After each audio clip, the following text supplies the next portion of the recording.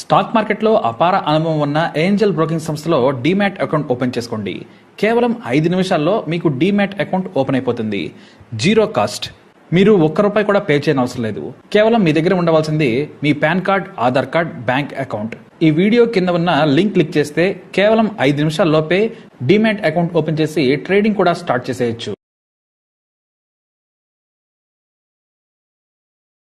ఆరా Mastan exit polls AP రాజకీయాల్లో కలకలం రేపుతోంది. ఎందుకంటే గత ఎన్నికల సమయంలో వైసీపీ 130 స్థానాలు గెలుచుకుంటుంది, +/- 10 సీట్లకు అటు ఇటుగా ఉంటుందని చెప్పారు ఆయన అన్ని సీట్లు వైసీపీకి ఇస్తే అంతా నవ్వారు, ఎవరో నమ్మలేదు కూడా. కానీ అంతకు మించి 2019లో వైఎస్ జగన్ గెలుచుకున్నారు. 151 స్థానాలు గెలుచుకుంటే టీడీపీ అధినేత చంద్రబాబు నాయుడు కూడా నమ్మలేదు. అంతలా ఏపీ ప్రజలు వైఎస్ జగన్ సీఎం కావాలనుకున్నారు.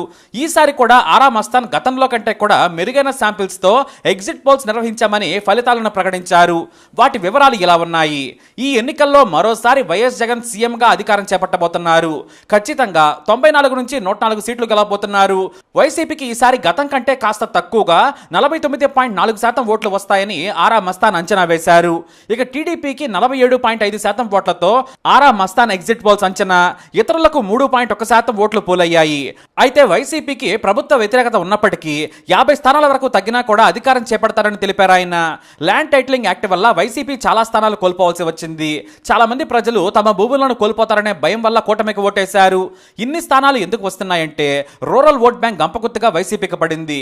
గ్రామీణుల సంక్షేమానికి పట్టం కట్టారు. అదే రూరల్లో టీడీపీకి ఓట్లు పెరిగాయి. అన్నింటికి మించి సోషల్ ఇంజనీరింగ్ పాజిటివ్గా వైసీపీకి కలిసి వచ్చింది. రిస్క్ తీసుకుని మరీ కులాల వారీగా లెక్కలు వేసుకుని పదవులో పోస్టులు ఇవ్వడమే కాదు, నాన్ లోకల్స్ని కూడా ఆయన అభ్యర్థులుగా పెట్టి కొత్త ఒరవడికి శ్రీకారం చుట్టారు. ఇక పేదలు పెత్తందారులు అనే నినాదం కలిసి వచ్చింది. సమాజంలో కొంతమేర చీలిక తెచ్చి జగన్ వైపు మళ్లేందుకు కలిసి వచ్చింది. ఇక రాజకీయ ప్రభావం చూపించి శెట్టి బలిజ, గౌడ, యాదవ్ కుటుంబాలను ఆయన తన వైపుకు తిప్పుకున్నారు. అది కూడా బాగా కలిసి వచ్చింది. బీసీలను కూడా కలుపుకొని వచ్చారు. టీడీపీకి బలమైన బీసీ ఓట్ బ్యాంకుకు సోషల్ ఇంజనీరింగ్ ద్వారా చెక్ పెట్టారని చెప్పారు. అందుకే ల్యాండ్ టైటిలింగ్ యాక్ట్ దెబ్బతీసింది. అంతేకాదు రాజధాని అమరావతి వద్దనందుకు గుంటూరు, కృష్ణా ప్రాంతాల్లో నష్టపోయింది. అలాగే వైజాగ్ ఉత్తరాంధ్రలో కలిసొచ్చింది. ఈ విషయంలో టీడీపీ కూడా అమరావతి చుట్టుపక్కల ప్రాంతంలో కలిసొస్తే వైజాగ్ ఉత్తరాంధ్రలో నష్టపోయిందనేది ఆరా మస్తాన్ సర్వే ఫలితం. ఈ లెక్కన అన్ని విశ్లేషించిన తర్వాత వైసీపీ 94 నుంచి 104 స్థానాలతో అంటే నెక్ టు నెక్ ఫైట్ వచ్చిన గెలుపు ఫ్యాన్దేనని ఆయన డంకా బజాయించి మరీ చెప్పారు.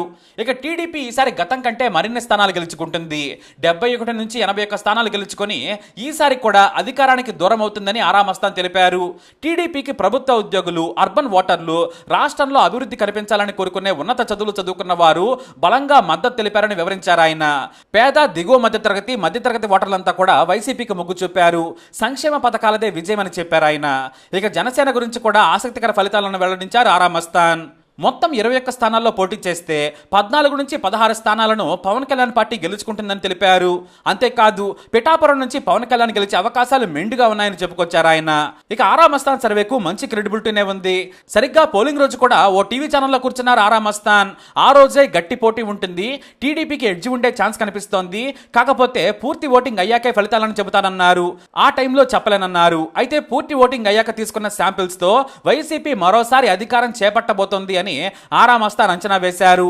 మేము కష్టపడి శాంపిల్స్ తీసుకొని ఫలితాలను ప్రకటిస్తున్నాం. మరి జూన్ 4న ఫలితాలు మా అంచనాలకు దగ్గరగా ఉంటాయని ఆశాభావం వ్యక్తం చేశారు ఆరా మస్తాన్. మరి ఆరా మస్తాన్ సర్వేపై మీ అభిప్రాయం ఏంటి? కామెంట్ ద్వారా తెలియజేయండి. ఈ వీడియో అప్డేట్స్ కోసం మా ఛానల్ ఫాలో అవ్వండి. అలాగే తప్పకుండా సబ్స్క్రైబ్ చేసుకోండి.